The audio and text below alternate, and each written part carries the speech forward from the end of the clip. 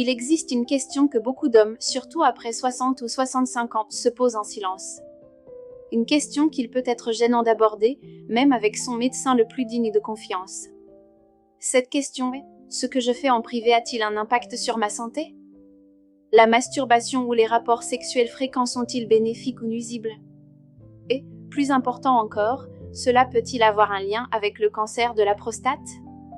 Aujourd'hui, nous allons parler sans tabou, comme si vous étiez dans mon cabinet, parce que ce que vous faites dans l'intimité de votre chambre, cette partie si personnelle de votre vie, peut influencer non seulement la durée de votre existence, mais surtout la façon dont vous la vivez. Nous allons découvrir ce que la science dit réellement sur l'éjaculation et la santé de la prostate, cette glande de la taille d'une noix mais d'une importance gigantesque. Restez avec moi, la réponse pourrait vous surprendre. Pour comprendre le sujet, il faut d'abord rencontrer notre personnage principal, la prostate. Imaginez-la comme une petite usine juste sous votre vessie. Sa fonction principale est de produire un élément essentiel du sperme, le liquide prostatique. Ce liquide n'est pas un simple remplisseur, c'est un cocktail nutritif contenant du zinc, de l'acide citrique et des enzymes vitales qui protègent et transportent les spermatozoïdes. Mais la prostate ne travaille pas seule, le sperme est un travail d'équipe. Les vésicules séminales fournissent la majeure partie du volume, un liquide riche en sucre pour l'énergie. Les testicules n'apportent qu'environ 1% du volume, mais la partie la plus vitale, les spermatozoïdes. Tout se mélange pour former le sperme. Alors, comment tout cela sort-il? L'éjaculation est un fascinant processus en 2 actes. D'abord l'émission, tous ces liquides se rassemblent dans l'urètre, prêts à partir comme des acteurs derrière le rideau. Puis, avec la stimulation adéquate, arrive l'acte 2, l'expulsion.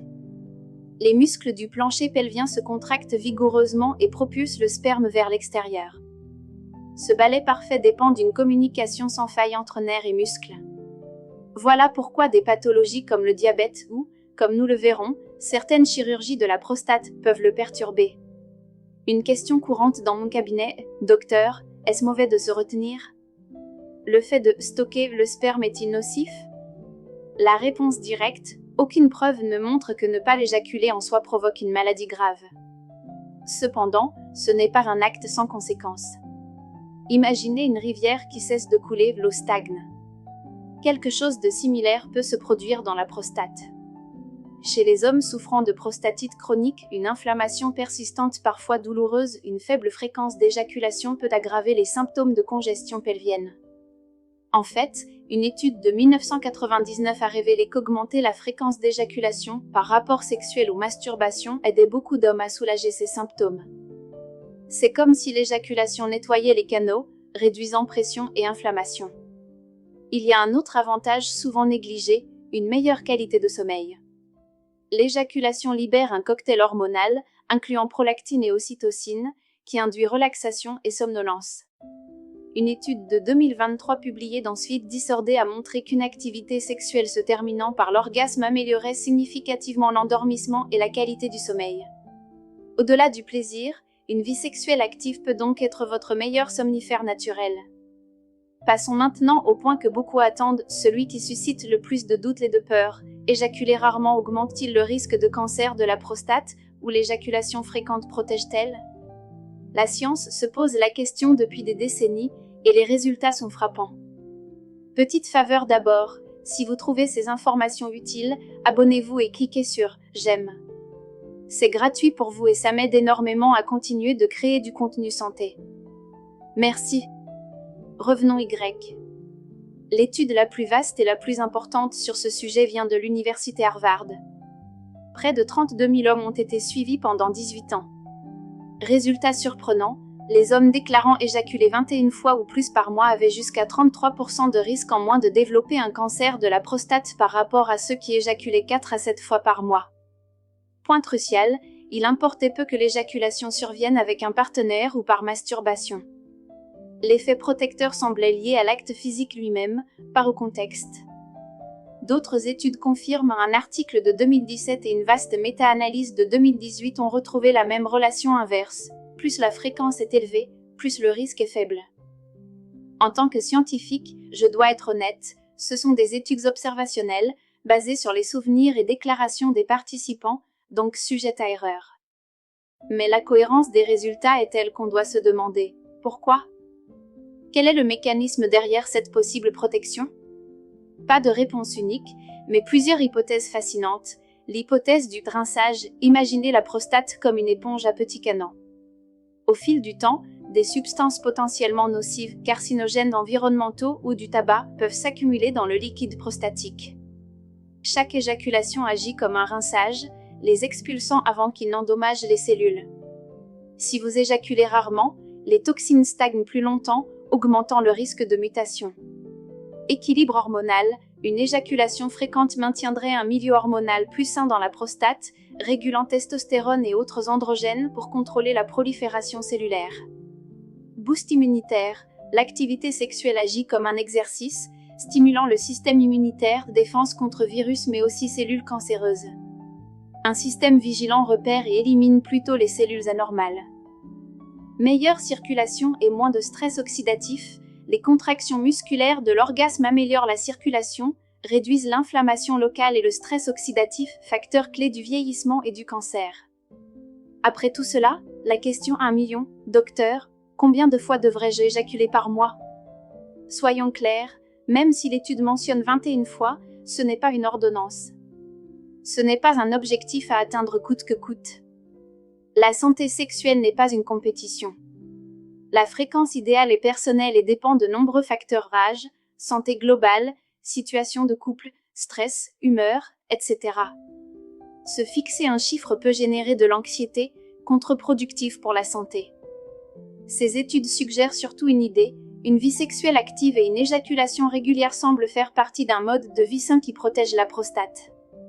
L'essentiel est d'écouter votre corps et de trouver votre propre rythme, sans pression ni culpabilité. J'aimerais maintenant vous entendre. Pensez-vous qu'il existe un nombre normal ou est-ce purement individuel ? Partagez vos réflexions en commentaire, je suis curieux de vos avis. Et, en passant, pensez à boire un verre d'eau, l'hydratation est vitale aussi. Abordons ensuite un sujet crucial qui inquiète beaucoup d'hommes. Que devient mon éjaculation si je subis une chirurgie de la prostate ? Il faut distinguer deux interventions principales, aux conséquences radicalement différentes. Chirurgie pour hypertrophie bénigne, hyperplasie bénigne de la prostate, la plus courante. Quand la prostate grossit, elle peut comprimer l'urètre et gêner la miction. L'opération retire le tissu interne qui bloque, mais laisse la capsule externe. Conséquence la plus fréquente, l'éjaculation rétrograde au moment de l'orgasme, le sperme reflue dans la vessie au lieu de sortir. Le sphincter interne, qui ferme normalement, est modifié pendant l'opération. Important, vous aurez toujours des orgasmes, le plaisir est le même, et l'érection n'est pas forcément touchée. Vous ne verrez simplement plus de sperme. Il sera évacué plus tard, sans danger, avec l'urine. J'explique toujours cela pour éviter l'inquiétude après l'intervention. Prostatectomie totale pour cancer, ici l'objectif est curatif, donc on retire toute la prostate et les vésicules séminales. Sans ces organes, plus de production de sperme, d'où des orgasmes secs, aucun liquide expulsé. Cette chirurgie plus lourde comporte des risques d'incontinence urinaire et de dysfonction érectile, car les nerfs de l'érection longent la prostate et peuvent être lésés. Les techniques modernes, comme la chirurgie robotique, cherchent à préserver ces nerfs et améliorer les résultats. Après tout ce que nous avons vu, retenez cette idée puissante, il n'existe pas de formule magique pour prévenir le cancer de la prostate, ni régime miracle, ni supplément secret, ni nombre d'éjaculations. Votre meilleur outil est la prévention par le suivi médical, visites annuelles chez l'urologue, dosage du PSA, toucher rectal quand c'est indiqué. La détection précoce sauve réellement des vies. Maintenir une fréquence régulière d'éjaculation semble bénéfique, mais ce n'est qu'une pièce d'un puzzle plus vaste. Quelles sont les autres pièces scientifiquement prouvées ? Ne pas fumer. Garder un poids sain. Manger équilibré, plus de légumes, moins de produits transformés. Et surtout, bouger, la sédentarité est l'ennemi de la prostate et de la santé globale. Méfiez-vous des charlatans en ligne promettant des remèdes miracles. La santé, c'est sérieux.